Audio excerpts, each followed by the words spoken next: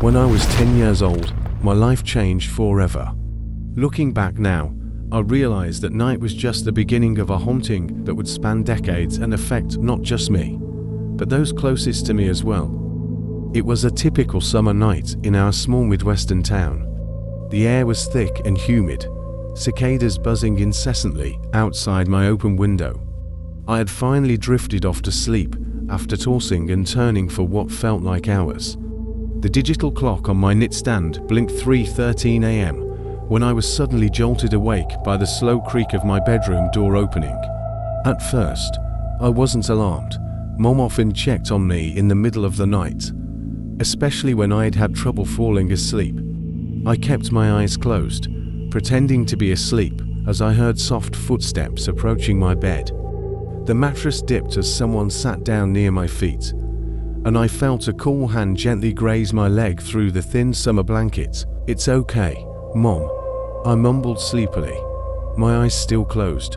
"I'm fine." There was no response, just an eerie silence that seemed to stretch on for eternity. Something felt off.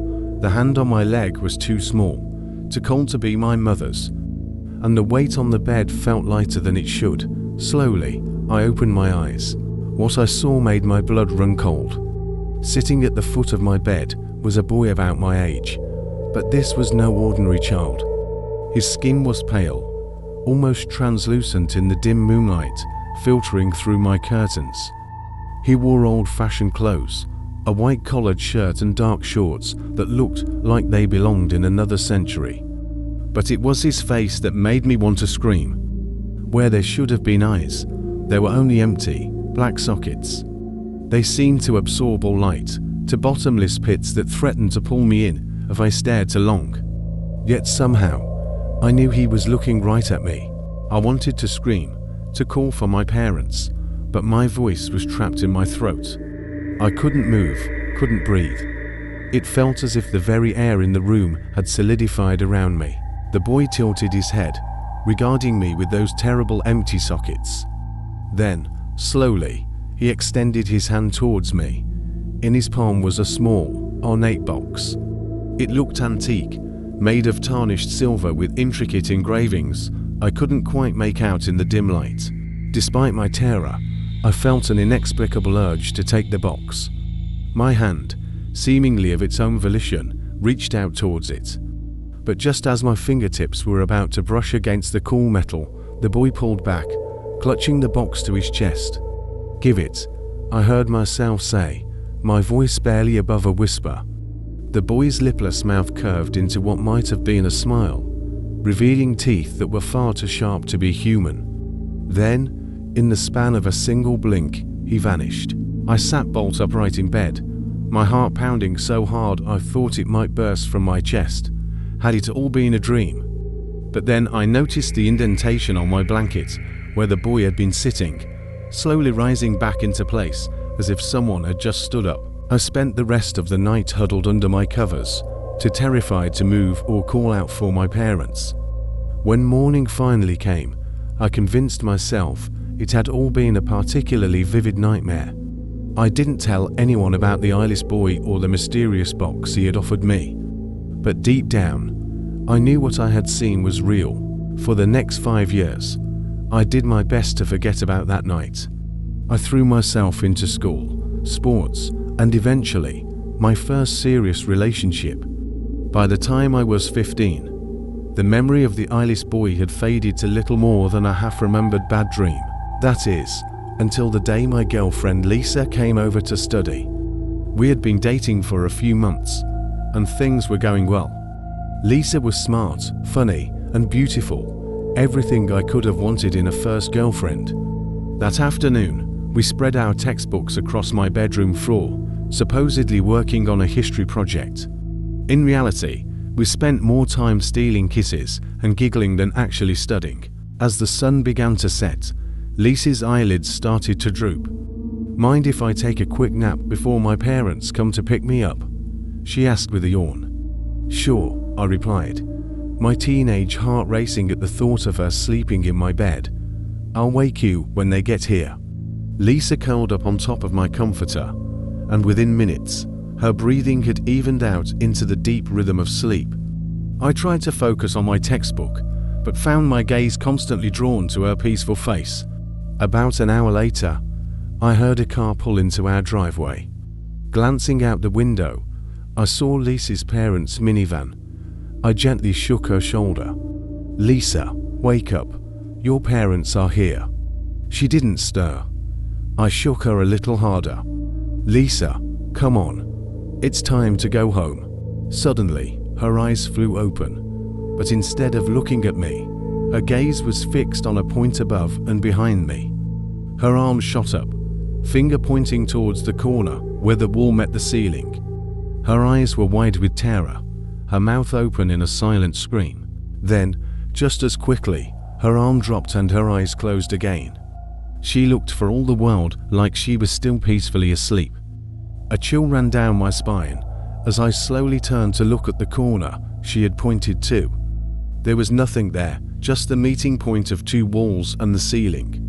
But for a split second, I could have sworn I saw a flicker of movement, like a shadow darting out of sight.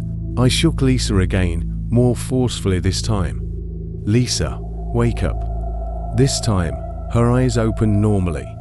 She blinked a few times, disoriented. What happened?" "You were asleep," I explained, trying to keep my voice steady. "Your parents are here, but when I tried to wake you up, you pointed at the corner and then went back to sleep." Lisa's face drained of color. She sat up slowly, her eyes darting to the corner she had pointed at. "Oh God," she whispered. "I thought it was just a dream." "What was?" I asked, dreading the answer. She swallowed hard. "There was a little boy up there, clinging to the wall like Spider-Man or something. But his eyes ... double quotes, she shuddered. "He didn't have any eyes. Just empty black holes where they should have been." In that moment, all the memories I had repressed came flooding back. The eyeless boy sitting on my bed, the strange silver box he had offered me. It hadn't been a dream after all. I told Lisa everything, the words tumbling out in a frantic rush. By the time I finished, we were both shaking. Lisa's parents honked their horn outside, making us both jump. "Don't tell anyone about this," I pleaded as she gathered her things. "They'll think we're crazy." Lisa nodded, her face still pale. "I won't, but ... be careful, okay? This isn't normal." As she left, I couldn't shake the feeling that by acknowledging the eyeless boy's existence, we had somehow made him stronger, more real, and I was right. The next 5 years were relatively quiet. Lisa and I stayed together, supporting each other through the occasional nightmare or fleeting glimpse of a pale figure in our peripheral vision. We graduated high school, started college, and even had a beautiful daughter together. We named her Emma. When Emma was born, we moved back in with my parents temporarily to save money. We took over my old bedroom, the very room where I had first encountered the eyeless boy a decade earlier. At first, everything seemed normal. Emma was a happy, healthy baby, and we were slowly adjusting to life as young parents. But when Emma turned 2, things began to change. It started with her waking up at the same time every night, 3:13 a.m., the exact time I had first seen the eyeless boy. At first, we assumed it was just a phase, the terrible twos asserting themselves. But then we noticed she seemed to be talking to someone. One night, I crept to her crib, listening to her babble in the darkness. Her words were mostly nonsense, but I caught phrases here and there. "Where's your mommy? Don't be sad. I can't see your eyes." My blood ran cold. I wanted to grab Emma and run, to get her as far away from this room, from this house as possible. But where could we go? How could we explain to our families, to the world, that we were running from a ghost? So instead, I pretended everything was normal. One night, as Emma chatted away to her unseen friend, I forced myself to approach her crib with a smile. "Who are you talking to, sweetie?" I asked, trying to keep my voice light and playful. Emma looked up at me with her big, innocent eyes. It's a little boy, Daddy. He's nice. He's lost and looking for his mommy. I felt Lisa's hand grip my arm tightly. We exchanged a look of pure terror. Our daughter was talking to the same entity that had haunted us for years. From that night on, Emma's nightly conversations became more frequent and more detailed. She would tell us about the sad boy who visited her, how he was always cold and couldn't find his way home. Sometimes she would wake up clutching small, antique-looking toys that hadn't been in her crib when we put her to bed. Lisa and I were at our wits' end. We couldn't sleep, jumping at every creak and shadow. We argued constantly, the stress of our situation taking its toll on our relationship. Finally, we decided we had to move out, to get our own place far away from my childhood home. The night before we were set to move, I woke up to find Emma's crib empty. Panic seized me as I frantically searched the room, calling her name. Then I heard her voice coming from the closet, the same closet I used to check for monsters as a child. I yanked open the door to find Emma sitting on the floor, talking animatedly to thin air. In her lap was the silver box I had seen all those years ago. "Emma," I said carefully, trying to keep the fear out of my voice, "who gave you that box?" She looked up at me, her face splitting into a wide grin that looked wrong on her cherubic features. "The boy did, Daddy. He says it's time to go home now." As she spoke, the temperature in the room plummeted. The closet door slammed shut, trapping Emma inside. I could hear her screaming, pounding on the door. Lisa woke up, adding her own panicked cries to the cacophony. I threw myself against the door, trying desperately to break it down. But it held fast, as if made of solid steel rather than flimsy wood. Suddenly, Emma's cries stopped. An eerie silence fell over the room. With a soft click, the closet door swung open. The closet was empty. No Emma, no silver box. Nothing but empty hangers and dust. In the years that followed, we never stopped searching for Emma. We went to the police, hired private investigators, followed every lead no matter how small. But it was as if she had simply vanished into thin air. Lisa and I eventually separated. The loss of our daughter too much for our relationship to bear. I moved away, trying to escape the memories that haunted every corner of that town. But I never stopped researching, trying to understand what had happened to us. I delved into occult books, spoke with mediums and paranormal investigators, and slowly, a horrifying picture began to emerge. The eyeless boy, it seemed, was not a ghost in the traditional sense. He was something older, darker, a kind of psychopomp, a guide for lost souls. But unlike benevolent psychopomps who led souls to the afterlife, this entity collected children. Children who were, in some way, lost themselves, neglected, abused, or simply lonely. The silver box was his lure, a promise of belonging and love that lonely children couldn't resist. And once a child accepted the box, they became part of his collection, trapped between worlds. I realized with growing horror that I had been his original target. My parents, though loving, had been distant when I was young, often away on business trips.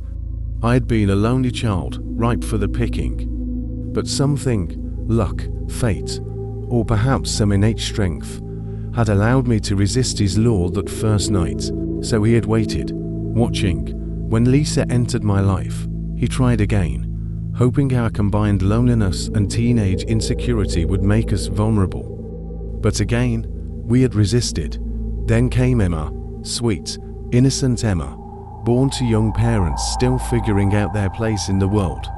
She had been lonely in a way we hadn't recognized, hadn't protected her from.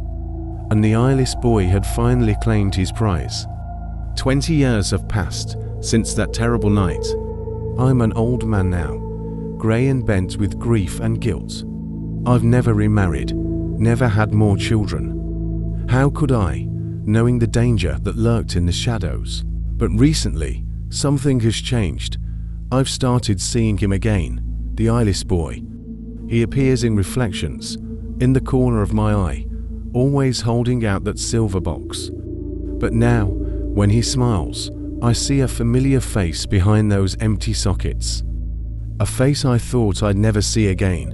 Emma. She's grown now, a young woman trapped in a child's form. And I realize that all these years, she's been trying to reach me, to bring me into her world. I know now what I have to do. Tonight, when the clock strikes 3:13 a.m., I'll be waiting. And this time, when the eyeless boy offers me the box, I'll take it. Because sometimes, to save the ones we love, we have to be willing to step into the darkness ourselves. And who knows, maybe, just maybe, I'll find a way to bring us both back into the light. Or perhaps we'll simply add to more faces to the Eyeless Boy's eternal collection, forever lost in the shadows between worlds. Either way, at least we'll be together. And isn't that what family is all about?